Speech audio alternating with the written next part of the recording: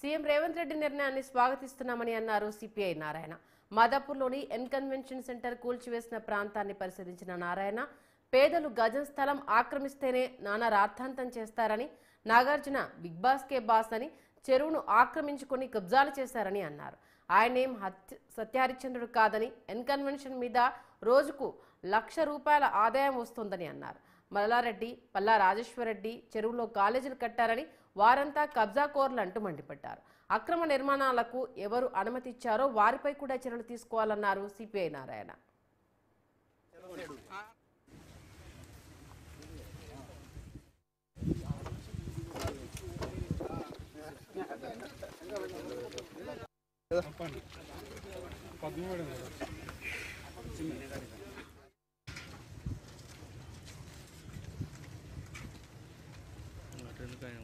గుంట పొరంబోకులు, చెరువు, ట్యాంకు ఇవంతా ఉన్న వాటిలో బిల్డింగ్లు కట్టుకున్నారు. కొన్ని చోట్ల ఇంజనీరింగ్ కాలేజీ కట్టుకున్నారు, కొన్ని చోట్ల ఫంక్షన్ హాల్స్ కట్టుకున్నారు.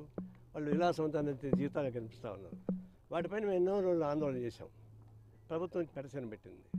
ఇప్పుడు ఎందుకైనా మంచిది, రేవంత్ రెడ్డి ముఖ్యమంత్రి అయిన తర్వాత ఈ కుంటలు, చెరువులు మొత్తం కూడా ఖాళీ చేయించడానికి ఒక సంస్థ ఏర్పాటు చేశాడు. హైడ్రా సంస్థ ఏర్పాటు చేశాడు.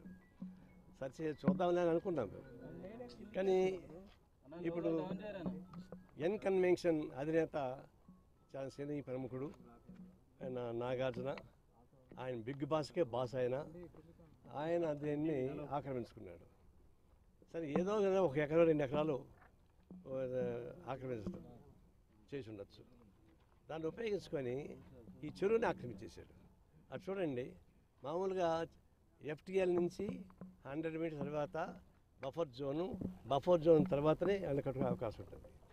ఇక్కడ బఫర్ జోన్ కాదు, ఎఫ్టీఎల్ కన్నా ముందే వచ్చేసింది. ఇంత అక్రమంగా చేస్తున్నాడు. రోజుకి దాదాపుగా ఒక 50-60 లక్షల రూపాయలు దీనిలో వస్తున్నాయి. కోట్లు ఉండొచ్చు.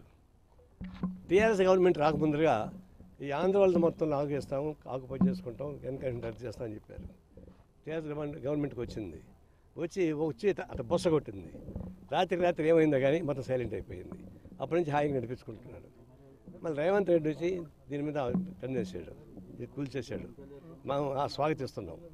ఇది మరీ అన్యాయమైనటువంటి దురాకంతో కూడుకునేటువంటి పబ్లిక్ ప్రాపర్టీని లూటీ చేసినటువంటి సంస్థగా మారింది. దీన్ని కూల్చేయడం మంచిదే.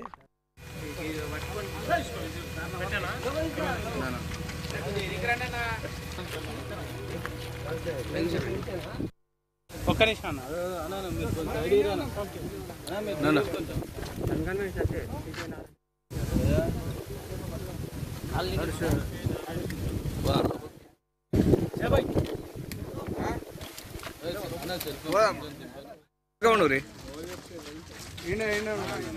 అన్న